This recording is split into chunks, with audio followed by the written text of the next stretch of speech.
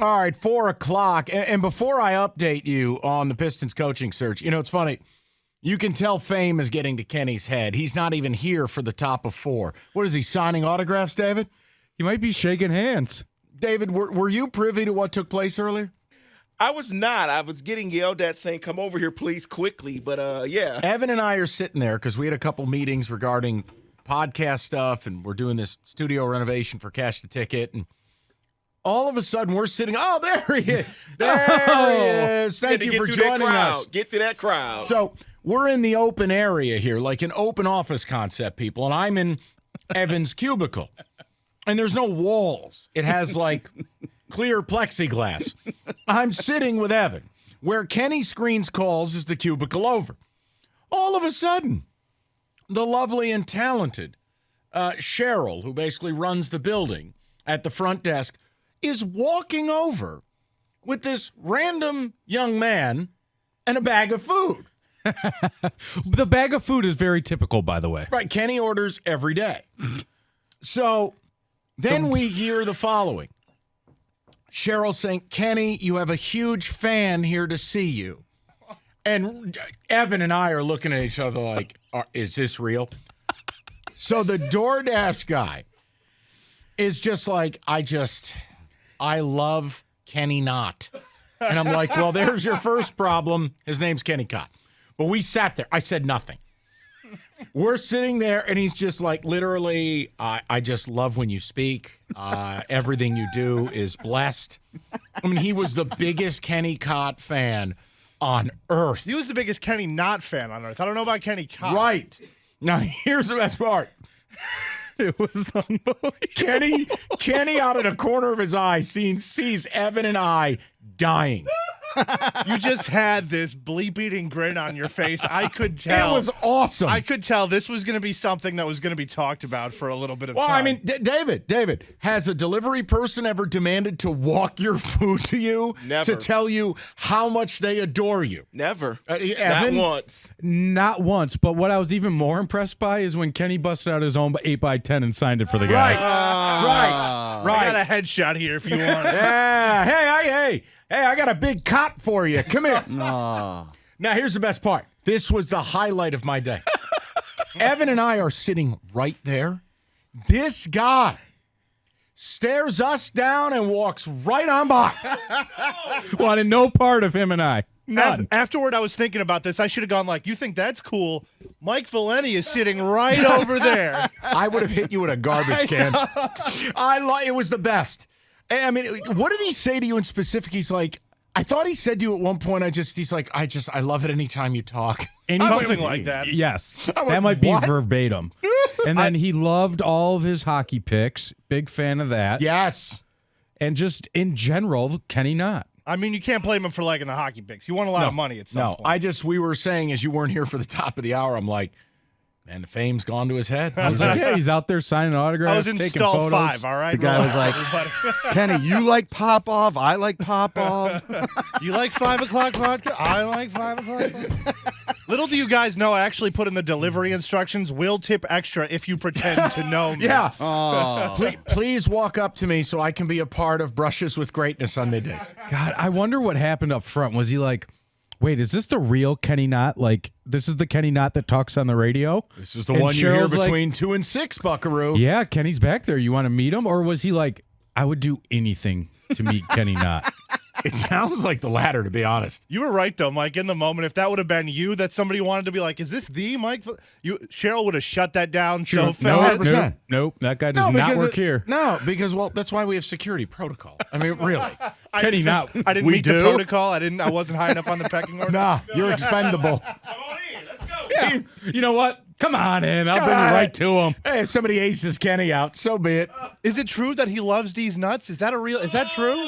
Oh. All right. Now, with Evan joining us briefly, David, you said you have got another name for the Pistons coaching search that we had to hear. Yeah. Are you being facetious? I wish I was. This is being reported from Shams, and we all know he is the NBA. Says the Detroit Pistons will interview former University of Connecticut coach and 13-year NBA vet Kevin Ollie for their head coaching job. who was most recently with Overtime Elite, right? Overtime in Elite, the G League. yes. Okay, hold on. Just so we're clear. The names we've heard so far are the following. Jerry Stackhouse, former player at Vanderbilt.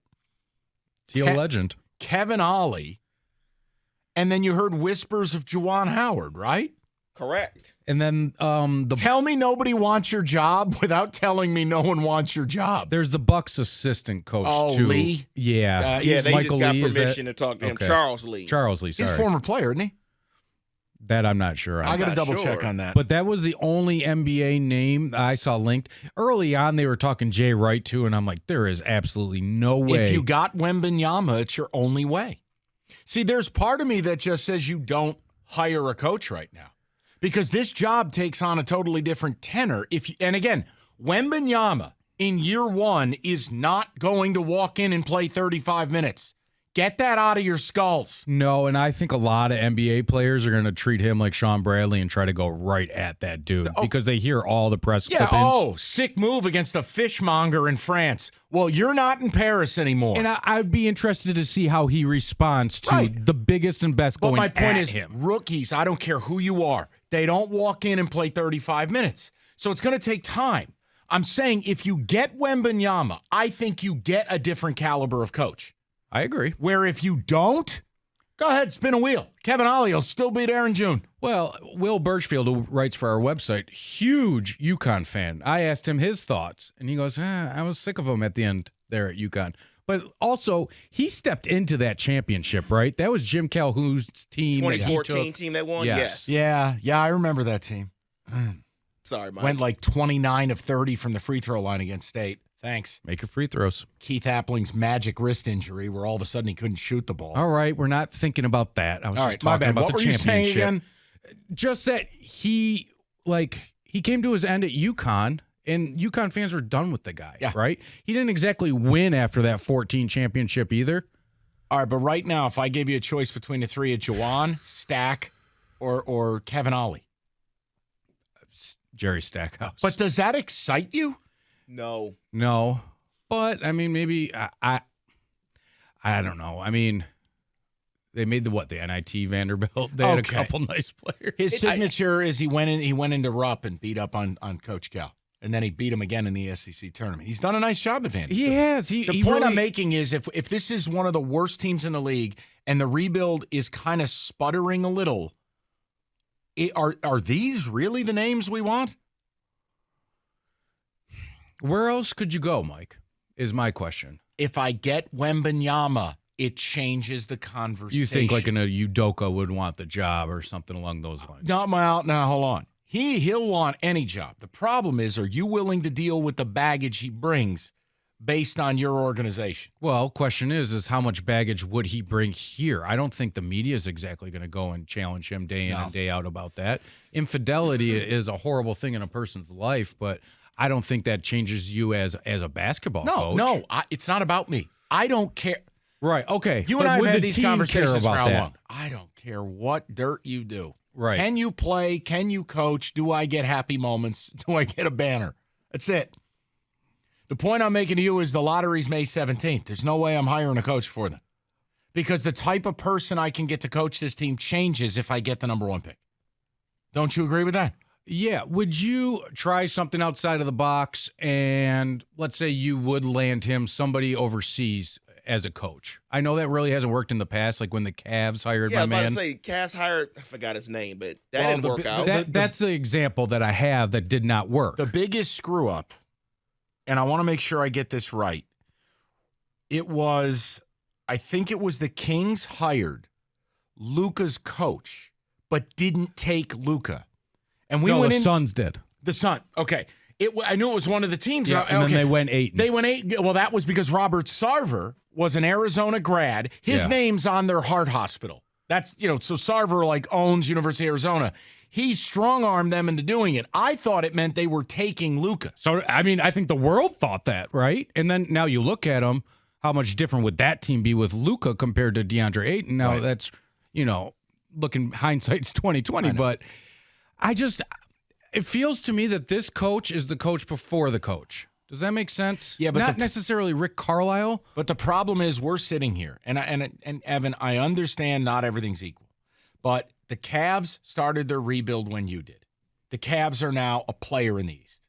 The Kings hired their new GM the same week Troy Weaver got hired.